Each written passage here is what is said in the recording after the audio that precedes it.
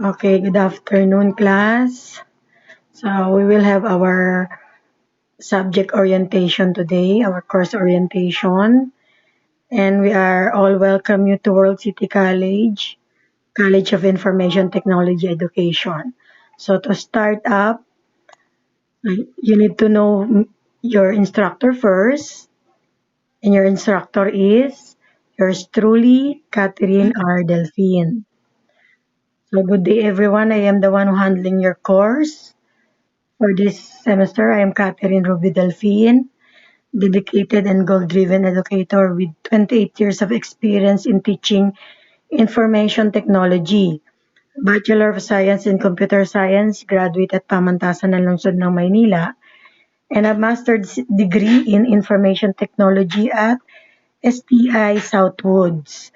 I also took units of Masters of Arts in Computer Education at AMA University and Education Units at Eulohio Amang Rodriguez, Institute of Science and Technology, Manila, or IRIS. I also teach MIS for MBA, MHA in Nursing Informatics in graduate school in St. Jude College and De La Salle Araneta University 4 years ago. So the schools that I already taught are FEU, FEU Tech, CSJP, ACLC. Yan yung aking mga previous employer. So if you are an old student, you already knew me, but only a little information. But if you are new, so you are need to read my my autobiography. Okay, let us familiarize ourselves with the BSIT program. For the college vision, the College of Information Technology Education envision itself to become a center of excellence that produces globally competitive, self-righteous, expert, and innovative ITE professionals. And the college missions, the College of Information Technology is committed to produce globally competitive graduates that are responsive to the industry needs locally and internationally, God-fearing and can deliver and do research which are original, innovative, and relevant. And the college aims or the objectives of the college is number one, offer high-quality ITE programs adhering to industry standards and in accordance with CHED requirements. The number two, become globally competent, innovative, socially and ethically responsible computing professionals engaged in lifelong learning endeavors.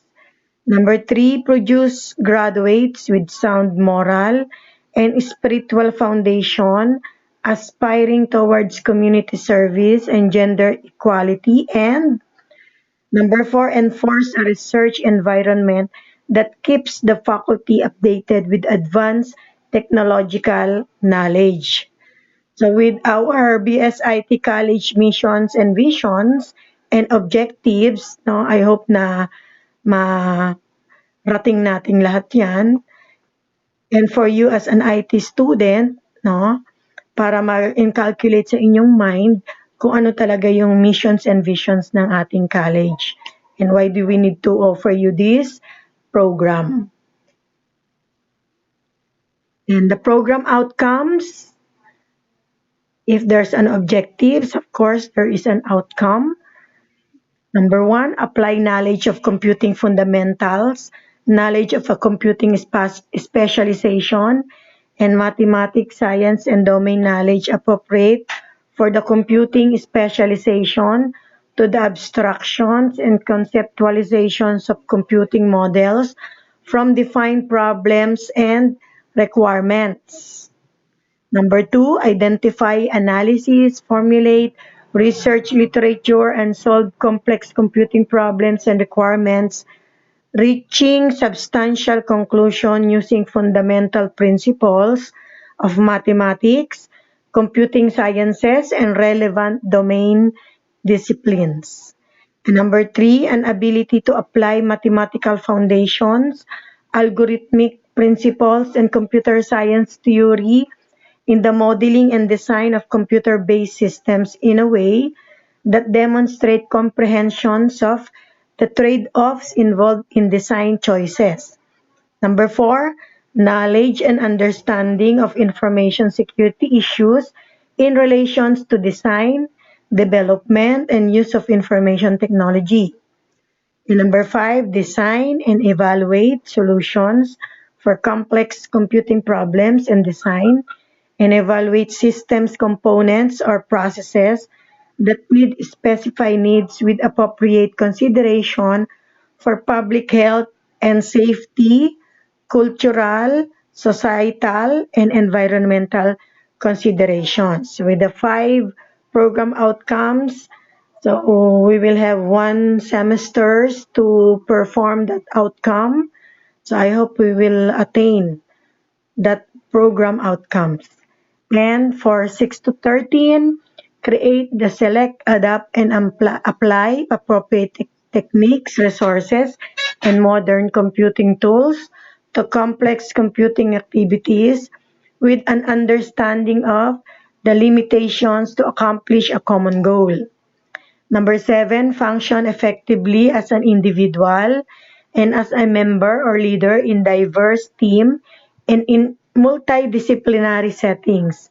Communicate effectively with the computing community and with society at large about complex computing activities by being able to comprehend and write effective reports, design, documentation, make effective presentations, and give and understand clear instructions.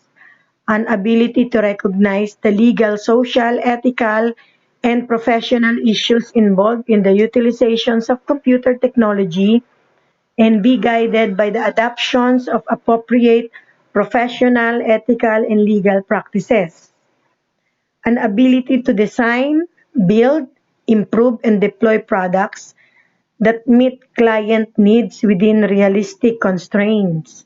An ability to demonstrate original creative and outputs and innovativeness in their outputs. It's recognize the need and have the ability to engage in independent learning for continual development as a computing professional. And last, apply WCC, the core values in their personal and professional endeavors as effective and responsible world citizen. So all in all, you have 13 outcome for the program. For different subjects, applicable lahat yan. Not only in your subject, but also for the whole IT program subject. Okay, for the evaluation, the grading system ito, since we have three grading periods, the preliminary, the midterm, and the final. So for preliminary grades, you have the average of quizzes, 3 or more quizzes, plus the class standing since we don't have a recitations dahil hindi naman tayo face-to-face. Pero meron tayong learning activities, we have laboratory output. So kung ano yung makikita nyo sa Orange Apps, sa class feed na pinapagawang activities sa inyo, or quizzes sa inyong activity lines, so yun ang gagawin ninyo. So yun ang kukunin na grades plus the preliminary examination, divide by 3. Same with the midterm grading period and final grading period. Meron tayong quizzes, class standing, and the examination. Yan. So overall grade, the grade in prelim, midterm, and final will be added and divide by 3. So in other words, ang ating grading system is averaging. Okay. Next is my online learning policies. Ito yung tinatawag na do's and don'ts. Okay, since all of us, no teachers, meron kaming kanya-kanya mga policy kasi subject namin yan. So we know the requirements needed for the subjects. Pero meron din naman as a new normal situations, meron din tayong dapat na i-implement na policy. Ang start of the class natin, ano ba yung start of the class natin? Dapat kung 11 o'clock or 2 o'clock or 1 o'clock mag-start ang klase, yung ating especially our synchronous learning, our video call, either Zoom or Google Meet, dapat ay mag-in na kayo sa bawat link na ibibigay ng teacher. So the teacher will post the link either advance, no? Kapag advance yun at hindi pa naka-schedule, hindi nyo ma-open yung link na yon. Pero once na naka-schedule na yon at clinic niyo, then you can enter on that link. Meron ding teacher kasi na gumagamit ng hindi advance. So, katulad ko, I will post the link in your GC. Kaya bago mag-start ang class, may link na po akong ibibigay sa inyo sa GC ninyo. So, you better check your GC for the link. At ang klase po natin, since IT 416 kayo, it started every Wednesday, 2 o'clock to 3 o'clock. So, start ng klase, wag namang, siguro mas maganda kung papasok kayo, i-click nyo yung link bago mag 2 o'clock. So that at 2 o'clock, we can start.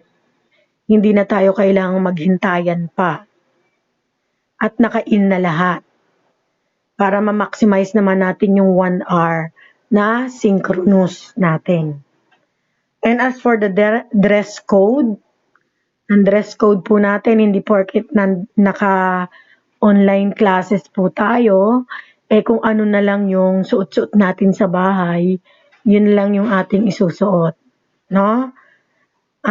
Be presentable. So, ang magiging dress code natin para sa babae ay blouse. Wala po akong makikita na naka-t-shirt or naka-sando. Bawal po yung naka-sando, naka-spaghetti. Yan. So, much better kung ire-respect ka naman ng kapwa mo rin na student na makakita sa iyong outfit. Kaya dapat sa babae naka-blouse. Ngayon kung sa lalaki naman, dapat presentable din. Hindi naman sinabing porket presentable, naka-necktie. Hindi naman yon. Or sabi nila, kailangan naka-uniform. Nasa sa inyo yon. Kung kayo ay mag-uniform, kung babae mag-uniform kayo, okay lang din. Kung mag-uniform naman ng lalaki, okay lang din. Pero aside from that, may choices naman kayo na mag-polo shirt or polo. No, pag sinabi nyo namang mainit, no? Mainit, siguro polo shirt will do. Polo shirt, similar din naman yung sa t-shirt, may collar nga lang. And then yung polo kasi medyo mainit, kayo nasa inyo, kung naka-aircon naman kayo, then you can wear polo or uniform. So, yan yung dress code. Para naman presentable tayong lahat. Kasi ako rin, I need to wear a presentable one, being your instructor. Ako kasi yung inyong, kumbaga, center of attention. Yeah. For absences, madali naman ako pag-check ng attendance kahit hindi ako mag-roll call. I can check your attendance because we are going to have our picture taken. No, makikita ko yung naka-in sa inyo at ito po ay naka-record. So doon ako mag-check ng attendance. Kung hindi naman kayo, for example, hindi kayo makaka-attend due to poor internet connections, then you can siguro a little information or notice sa GC natin na hindi kayo makaka-attend, so that we cannot expect you to go online. Hindi na namin kayo hihintayin dahil kayo ay mayroong poor connections. Ngayon, kung kayo ay umattend lang ng or pumunta sa ibang lugar, bawal naman ngayon. So, yun lang naman ang magiging nyo, or may sakit kayo, then give us an advance notice, no? Or a notice para alam kung sino yung hinihintay na maka-online. Yan. For deadlines, may deadlines po tayo, no? A-announce naman namin kung kailan yung deadlines, especially kung nakita nyo sa Orange Apps kasi meron doong nakalagay na kung kailan yung submissions ng inyong activity. Kasi whether we like it or not, automatic yun, it will be closed. Kasi naka-programs na yon, nasa system na yon, na kailangan na kayong mag-submit ng ganitong araw. Kung hindi, you cannot submit that anymore. Ayan. Same with exam. Ayan. Sa exam ninyo, online tayo, expect nyo rin ang online examination, pero meron din po tayong restrictions. Kapag online examinations, i-announce ng teacher kung anong oras, kung anong araw ang ating exam, kasi usually 1 to 1.5 hours lang ang ating examination. So after that, close na yan. We cannot do extensions. Wala po kaming rights to extend, no, in punto the examinations kasi naka-programs yan. Kaya yung mga hindi makakapag-exam on that day, hindi makakahabol on that time, pwede naman na kayong kumuha ng special exam. So may announcement yun, 1 week, 7 days, may mga special examinations nang gagawin ang mga teacher. So wait for the announcement of a special exam at meron na naman po yung meron na naman date tsaka time. So pag hindi na naman kayo nag-comply sa date at tsaka sa time, wala rin, hindi rin natin pwedeng extend. So anong mangyayari nun? Wala kang exam, wala kang special exam, it will be converted to 50%. So ang iyong magiging examination ay converted sa 50. So medyo malaki, kaya mahahatak ng gusto ang inyong grades. For our activities, may activities naman na walang deadline, no? May activities din na merong ding deadline.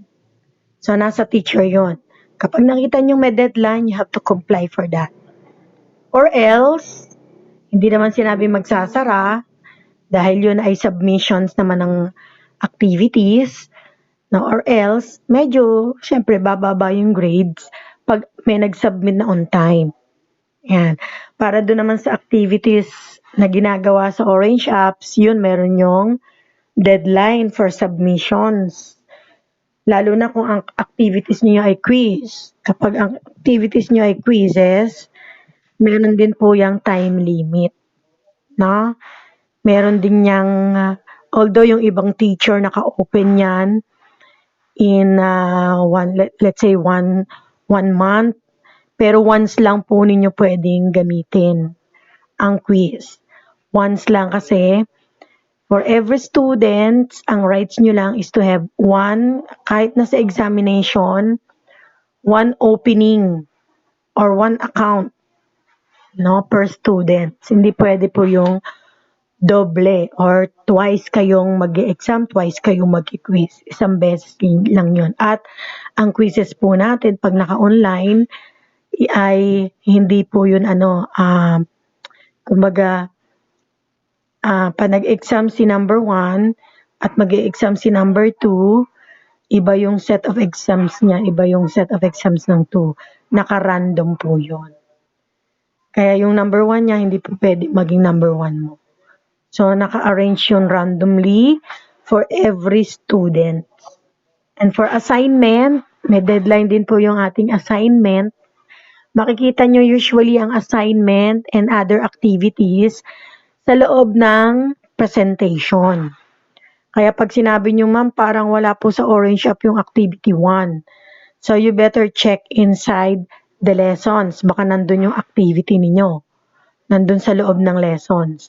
Kaya i-check lang ninyo. Kasi for every lessons, may activity po akong ipapagawa at meron din po akong assignment na naka-indicate doon at meron din kung kailan ninyo dapat i-submit. Yan. So, yan yung aking policy. Kung may questions kayo, pwede nyo namang erase yung questions sa dito yata, meron yata rito ano. So, or sa GC na lang. Next, and what do we expect? Hindi naman, syempre, kayo lang mag-e-expect sa teacher ninyo. Ang teacher ninyo, mag-e-expect din from you para dito sa klase na to. In these extraordinary times, our learning environment is constantly changing. Hence, we also adapt to the demands and to the challenges of the times.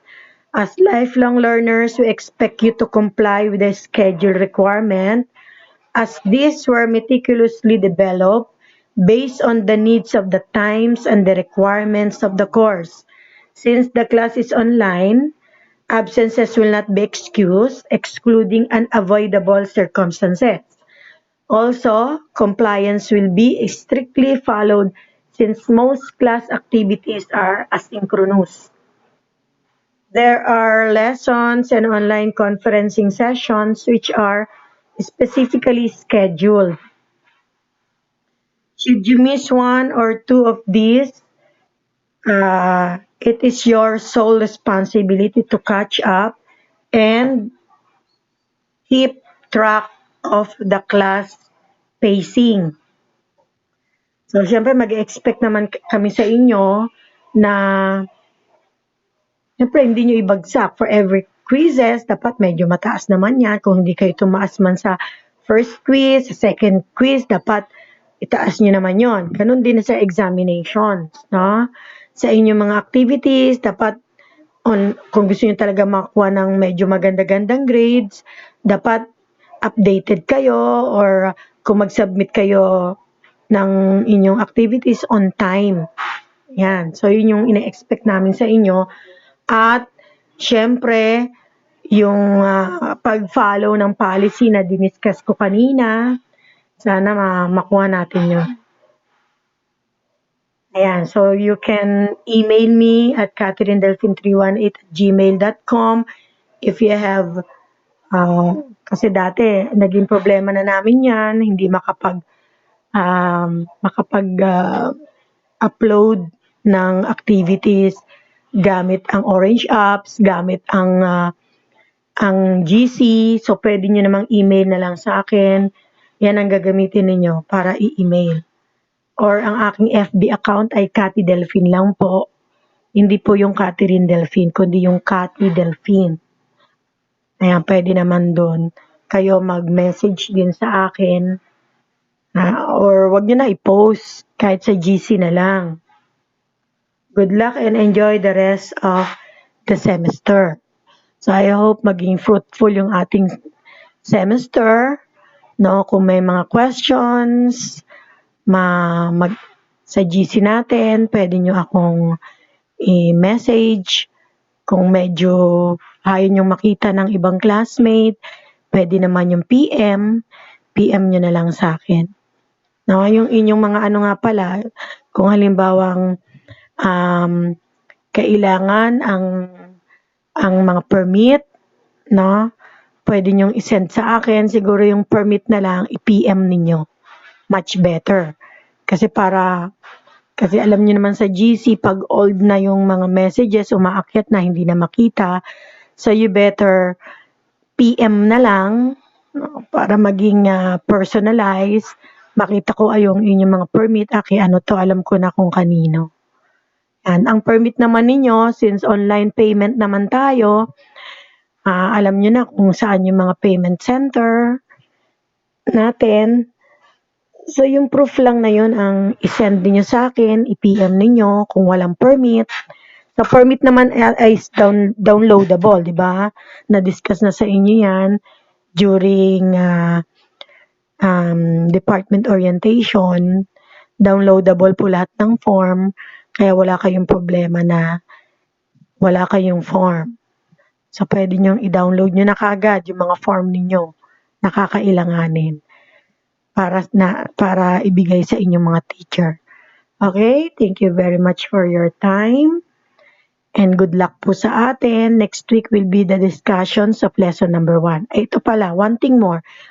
Yung synchronous natin, yun po yung 1 hour na ginagawa natin. Katulad nitong live na video call natin. So, yung asynchronous po, yun po yung tinatawag na activities ninyo or yung mga lessons or mga assignment na makikita nyo sa Orange Apps. Na doon kami, yung time na yon na nasa inyong registration, asynchronous time, ay yung time na pwede ninyong i-open. Doon mag-start yung time na pwede ninyong i-open yung mga activities, lessons, assignment na nasa Orange Apps. Pwede rin nyo namang i-open yun anytime, basta natapos na yung time limit. Yung time natin, like for example, asynchronous nyo is katulad nito, 2 to 3 ang ating synchronous. Ang asynchronous ninyo ay 4 to 5. So, starting 4, pwede nyo nang makita yung mga activities, yung mga lessons, 4 onwards na yon. Yan, pwede nyo makita yung mga. So, doon nyo nagagawin yung activities na kailangan ninyong i-submit ko ang due date nyan ay next meeting. So, dapat tapos nyo na next meeting. Okay po? So, thank you very much for your time. And God bless us all. Sa bahay lang tayo. And keep safe all the time. Bye-bye.